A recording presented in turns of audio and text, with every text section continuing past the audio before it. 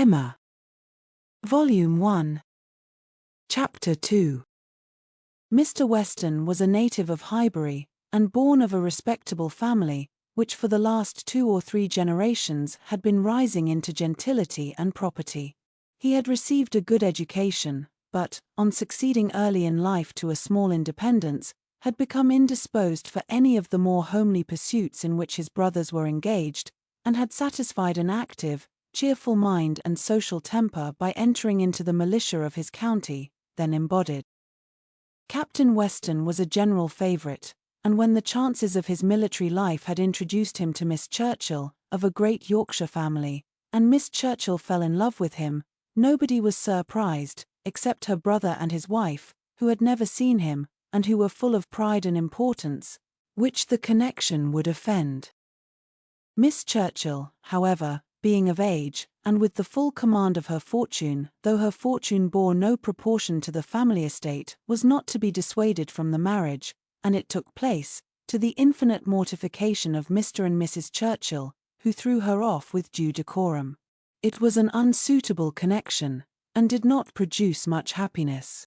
Mrs. Weston ought to have found more in it, for she had a husband whose warm heart and sweet temper made him think everything due to her in return for the great goodness of being in love with him, but though she had one sort of spirit, she had not the best. She had resolution enough to pursue her own will in spite of her brother, but not enough to refrain from unreasonable regrets at that brother's unreasonable anger, nor from missing the luxuries of her former home. They lived beyond their income, but still it was nothing in comparison of Inscombe. She did not cease to love her husband, but she wanted at once to be the wife of Captain Weston, and Miss Churchill of Inscombe. Captain Weston, who had been considered, especially by the Churchills, as making such an amazing match, was proved to have much the worst of the bargain, for when his wife died, after a 3 years' marriage, he was rather a poorer man than at first, and with a child to maintain. From the expense of the child, however, he was soon relieved.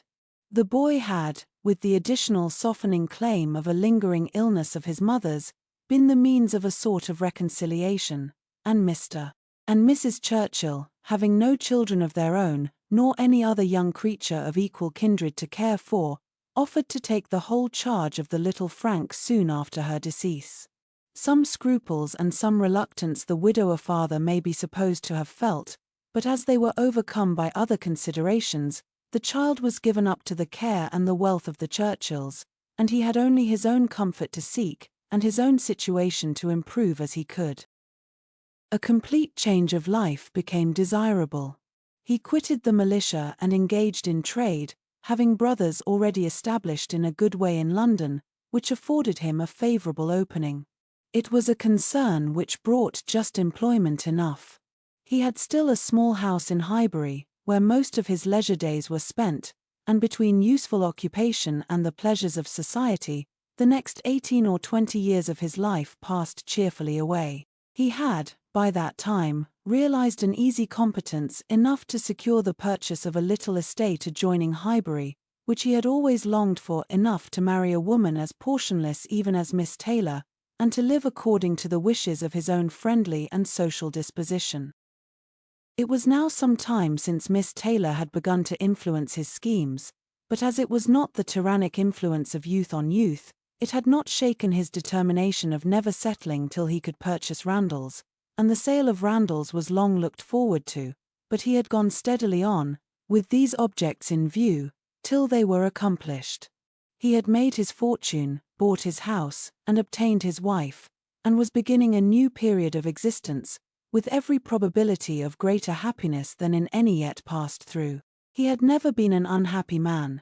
His own temper had secured him from that, even in his first marriage, but his second must show him how delightful a well-judging and truly amiable woman could be, and must give him the pleasantest proof of its being a great deal better to choose than to be chosen, to excite gratitude than to feel it.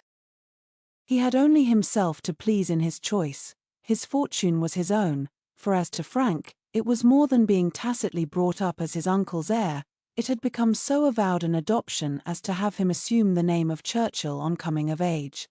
It was most unlikely, therefore, that he should ever want his father's assistance. His father had no apprehension of it. The aunt was a capricious woman, and governed her husband entirely, but it was not in Mr. Weston's nature to imagine that any caprice could be strong enough to affect one so dear, and, as he believed, so deservedly dear. He saw his son every year in London, and was proud of him, and his fond report of him as a very fine young man had made Highbury feel a sort of pride in him too.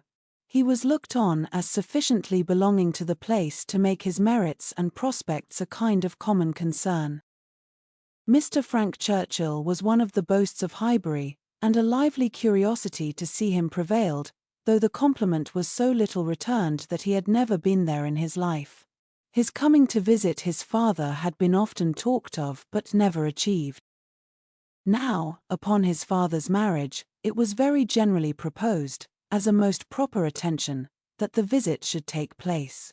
There was not a dissentient voice on the subject, either when Mrs. Perry drank tea with Mrs. and Miss Bates, or when Mrs. and Miss Bates returned the visit.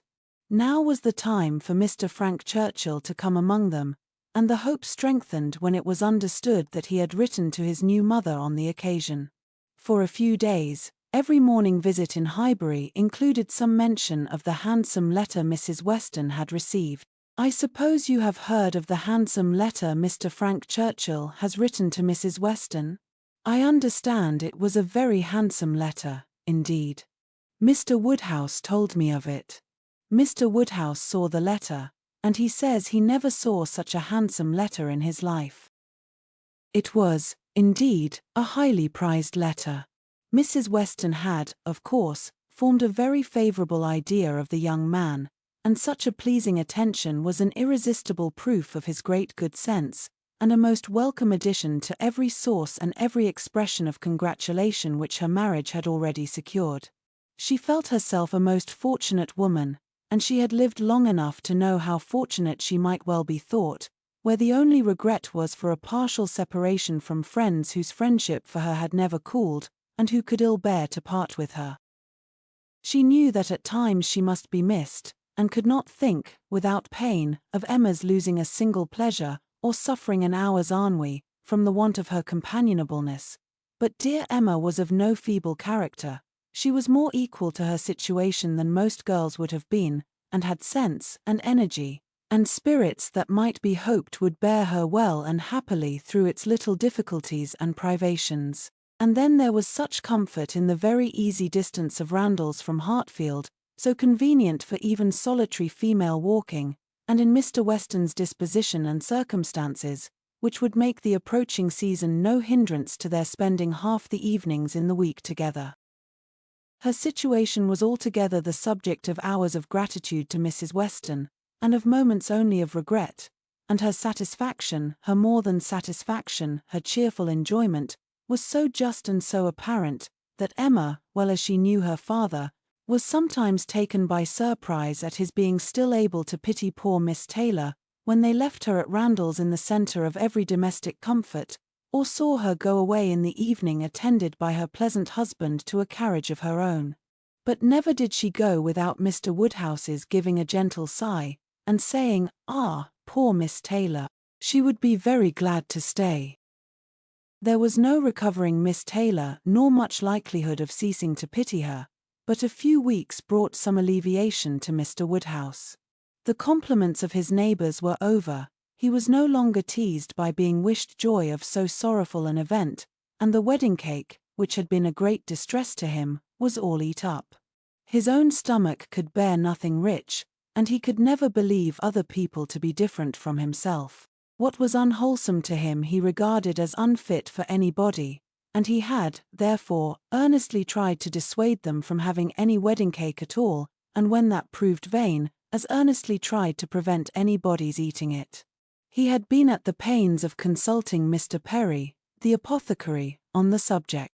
Mr. Perry was an intelligent, gentlemanlike man, whose frequent visits were one of the comforts of Mr. Woodhouse's life, and upon being applied to, he could not but acknowledge, though it seemed rather against the bias of inclination, that wedding cake might certainly disagree with many, perhaps with most people, unless taken moderately.